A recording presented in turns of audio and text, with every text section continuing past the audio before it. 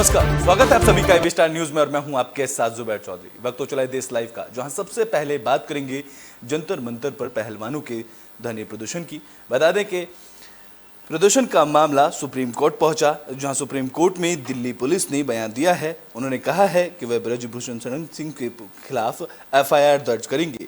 बता दें कि पहलवानों ने दिल्ली के जंतर मंतर को ही अखाड़ा बना दिया है और ऐसा खूंटा जंतर मंतर पर गाड़ा है कि बिना इंसाफ मिले फिलहाल पहलवान उठने के मूड में नहीं लग रहे हैं।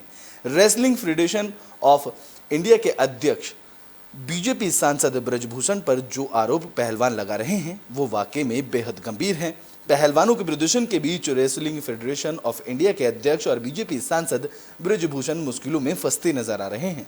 दिल्ली पुलिस ने सुप्रीम कोर्ट में कहा है कि वो ब्रजभूषण सिंह के खिलाफ एफआईआर दर्ज करेंगे। बता दें कि 21 अप्रैल को एक नाबालिग समेत 7 महिला रेसलर ने ब्रजभूषण सिंह के खिलाफ यौन शोषण की शिकायत दर्ज कराई थी, लेकिन जब केस दर्ज नहीं किया गया था तो रेसलर्स ने सुप्रीम कोर्ट में याचिका दाखिल की थी और तब दिल्ली पुलिस ने सुप्रीम कोर्ट में कहा था कि एफआईआर दर्ज करने से पहले मामले की प्राथमिक जांच की जानी जरूरी है। तो वहीं कोर्ट में सुनवाई के दौरान सीनियर एडवोकेट कपिल सिब्बल की दलील पर सुप्रीम कोर्ट ने दिल्ली पुलिस को महिला रेसलर को सुरक्षा मुहैया कराने का भी आदेश दिया है। साथ ही सुनवाई में दिल्ली के पुलिस को अगली शुक्रवार तक उठाए गए कदमों को लेकर हलफनामा दायर करने के लिए कहा गया है। बता दें कि अब इस मामले की अगली सुनवाई 17 मई को होनी है।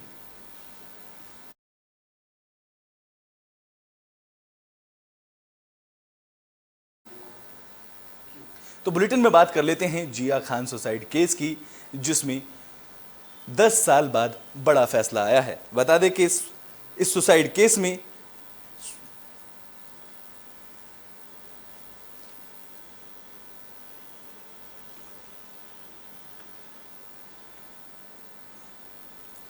सीबीआई की स्पेशल कोर्ट ने 10 साल बाद एक्ट्रेस जिया खान सुसाइड केस में फैसला सुनाया है, जहां कोर्ट ने सबूतों के अभाव में एक्टर सूरज पंचोली को बरी कर दिया है।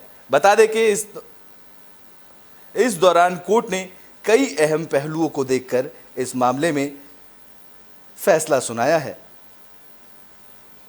जहां कोर्ट से राहत मिलने के बाद सूरज पंचोली ने इसे सच्चाई की जीत बताया, तो वहीं सूरज पंचोली ने सोशल मीडिया पर लिखा कि सच्चाई की हमेशा जीत होती है और भगवान से बड़ा कोई नहीं होता है। तो वहीं कोर्ट के बाहर जिया की मां राबिया ने कहा कि उन्होंने अभी हार नहीं मानी है और वह आगे भी फाइनल जस्टिस नहीं आया है। उन्होंने कहा कि सबूतों की कमी की वजह से कोर्ट का यह फैसला आया है, क्योंकि सीबीआई ने अपना काम ढंग से नहीं कहा था। इस दौरान राबिया खान ने इस मामले को लेकर हाई कोर्ट जाने की बात कही है। बता दें कि जिया खान ने 3 जून 2013 को मुंबई पर अपने फ्लैट में सुसाइड किया था। इस मामले में जिया की मां ने शिकायत पर एक्टर और जिया के बॉयफ्रेंड सूरज पंचोली को गिरफ्तार भी किया था, लेकिन अब उन्हें जमानत मिल गई है।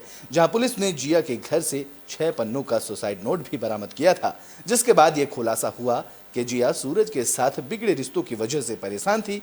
इसी वजह से जिया की मां ने सूरज पर केस दर्ज कराया था, लेकिन अब सीबीआई कोर्ट ने एक्टर सूरज पंचोली को बड़ी राहत दी है और उन्हें इस केस में बरी कर दिया गया है। मैं एक बात कहूंगी, आज अबेटमेंट सुसाइड इरेडिकेट हुआ है, लेकिन the question mark is how did my child die, so the cause of death is still pending. क्या लग रहा है कहां पर मैंने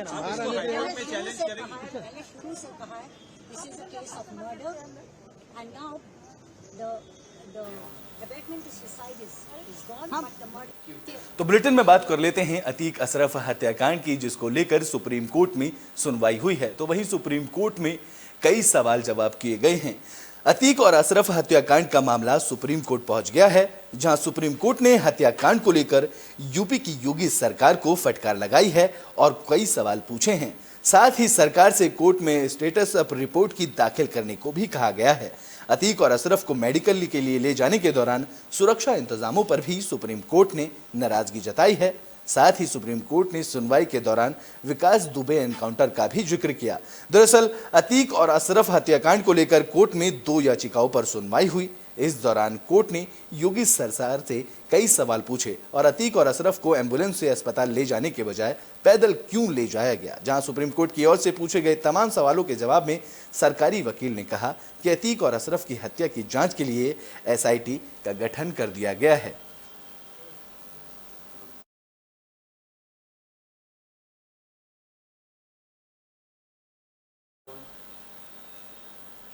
तो आइए ग्राफिक्स के जरिए नजर डालते हैं क्या कुछ सुप्रीम कोर्ट ने अपने सवालों में कहा है, जिसका जवाब वकील ने दिया है।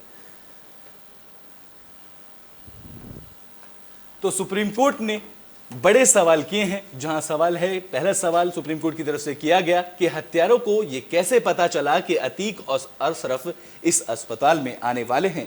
जहां इसका जवाब देते हुए कोर्ट के फैसले पर आरोपी का हर 2 दिन का मेडिकल टेस्ट जरूरी है। जिस जवाब में वकील ने कहा कि कोर्ट में फैसले पर आरोपी का हर दूसरे दिन मेडिकल जरूरी होता है, जिस पर हमलावर लगातार 3 दिन से अस्पताल आ जा रहे थे।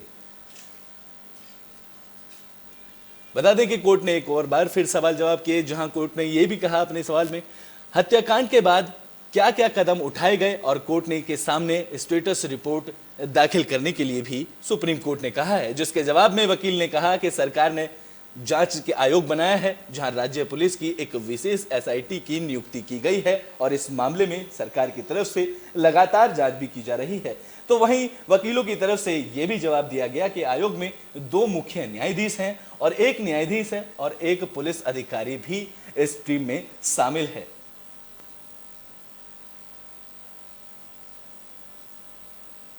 तो वहीं कोर्ट में एक और सवाल किया गया, जिसमें अतीक और अशरफ को हॉस्पिटल के एंट्री गेट पर एम्बुलेंस की बजाय पैदल क्यों ले जाया गया। कोर्ट ने यह सवाल किया कि अतीक और अशरफ को हॉस्पिटल के एंट्री गेट तक एम्बुलेंस की बजाय पैदल क्यों ले जाया गया और इनको इस दौरान परेड क्यों कराई गई। तो वहीं दूसरी जिस जवाब में वकील का जवाब आया कि यह दूरी कम थी, जहां अतीक और अशरफ की गाड़ी थी, एम्बुलेंस थी, वो दूरी हॉस्पिटल के गेट से कम थी, इस वजह से दूरी की कमी का होने का जवाब वकीलों की तरफ से दिया गया है। बता दें कि इस मामले में कोर्ट की तरफ से यूपी सरकार से और भी कई कड़े सवाल पूछे गए हैं, जिसका जवाब वकीलों ने दिया है।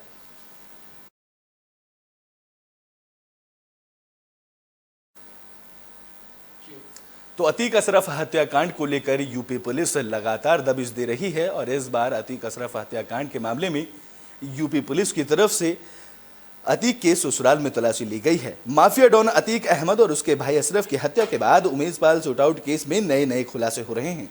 बता दें कि एसटीएफ और पुलिस ने कुछ समय पहले ही अतीक अहमद की पत्नी शाइस्ता के घर रेड मारी थी। इस दौरान पुलिस को यहां पर कई सबूत मिले थे। यहां पुलिस को एक डायरी मिली, इसमें शाइस्ता और अतीक से जुड़े कुछ पुलिसकर्मियों के नाम और नंबर भी लिखे हुए थे।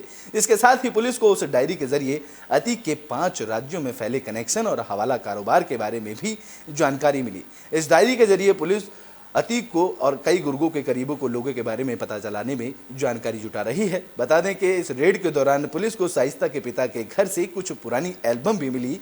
इसके जरिए पुलिस अतीक के करीबियों की पहचान कर रही है और उनके बारे में जानकारी जुटा रही है।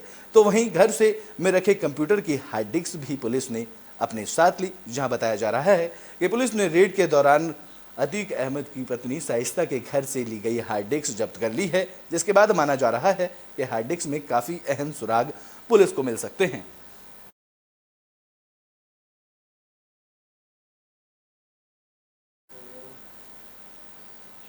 तो बुलेटिन में बात कर लेते हैं कर्नाटक चुनाव की। इस दौरान राहुल गांधी कर्नाटक चुनाव में जनसभा को संबोधित करने पहुंचे। बता दें कि कांग्रेस नेता राहुल गांधी शुक्रवार को कर्नाटक के जेवर्गी बारिश में जनता को संबोधित करते नजर आए, जहां उन्होंने अपने संबोधन में कहा कि राज्य में बीजेपी सरकार को 40% वाली सरकार कहना चाहिए। जहां उन्होंने ये भी कहा कि बीजेपी सरकार 40% की चोरी करती है, लेकिन कांग्रेस की सरकार गरीबों की सरकार है।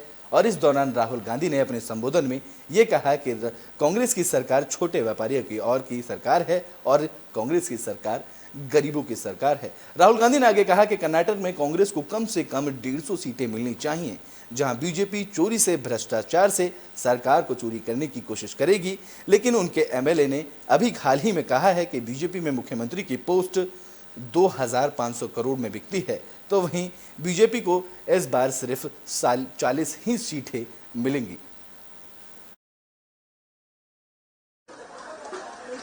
महिलाओं के लिए फ्री ट्रैवल पब्लिक बसेस में, पब्लिक ट्रांसपोर्ट में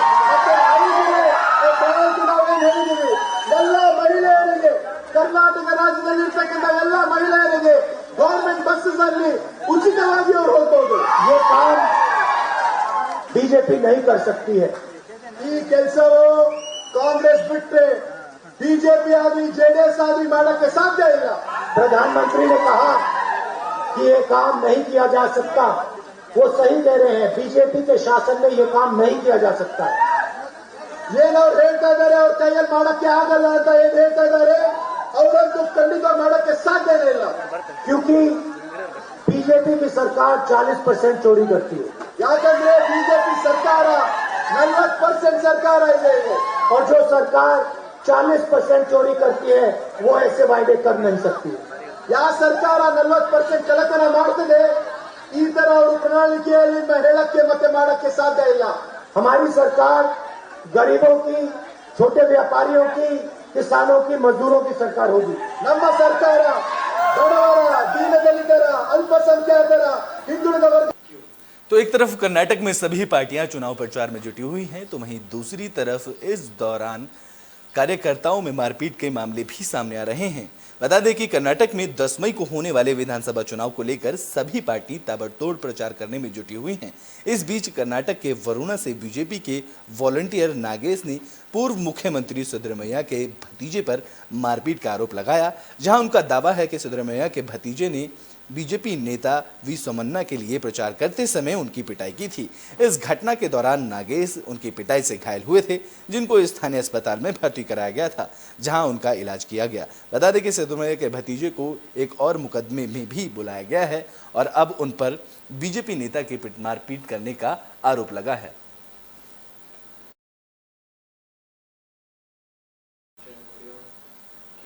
तो बुलेटिन में बात कर लेते हैं बढ़ते कोरोना मामलों की। लगातार देश भर में कोरोना के मामलों में उछाल देखने को मिल रहा है। तो वहीं बीते 24 घंटे में कोरोना के 7,533 नए मामले सामने आए हैं। भारत में एक दिन में कोरोना वायरस संक्रमण के 7,533 नए मामले सामने आने के बाद देश में अब संक्रमित हुए लोगों की संख्या बढ़कर 4.49 करोड़ हो गई है। तो वहीं एक्टिव मरीजों की संख्या बढ़कर 57,410 पहुंच गई है। केंद्रीय स्वास्थ्य मंत्रालय की ओर से शुक्रवार को जारी किए गए आंकड़ों के मुताबिक 44 मरीजों की मौत कोरोना से पूरे देश भर में हुई है, जहां कोरोना से जान गंवाने वालों की संख्या बढ़कर अब 5,31,468 हो गई है, जिनमें से 16 लोग भी शामिल हैं, जिनके नाम संक्रमण के मौत के आंकड़ों के मिलान करने के बाद केरल ने वैश्विक महामारी में दम तोड़ने वाले मरीजों की सूची में जोड़े हैं। तो वहीं बता दें कि बात करें केरल की, तो केरल में कोरोना वायरस के 1,243 नए मामले सामने आए हैं।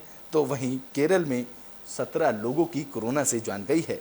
बात करें दिल्ली की, तो दिल्ली में कोरोना के बीते 24 घंटे में 865 नए केस सामने आए हैं और 7 लोगों की कोरोना के चलते मौत भी हुई है। बात करें महाराष्ट्र की, तो महाराष्ट्र में बीते 24 घंटे में 754 कोरोना के नए मामले सामने आए हैं।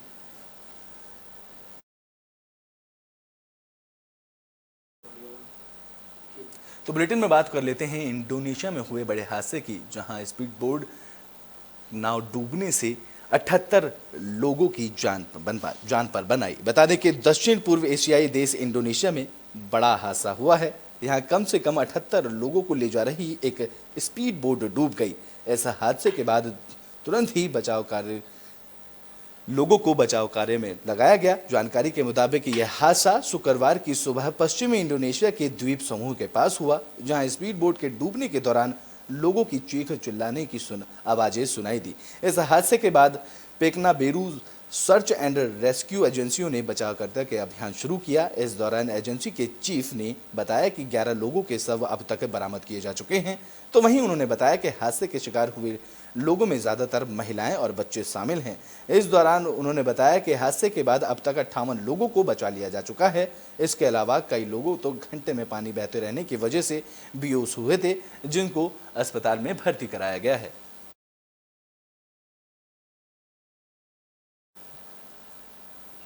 देश लाइव में अभी के लिए इतना ही। देश और दुनिया की तमाम खबरों के लिए देखते रहें एबी स्टार न्यूज।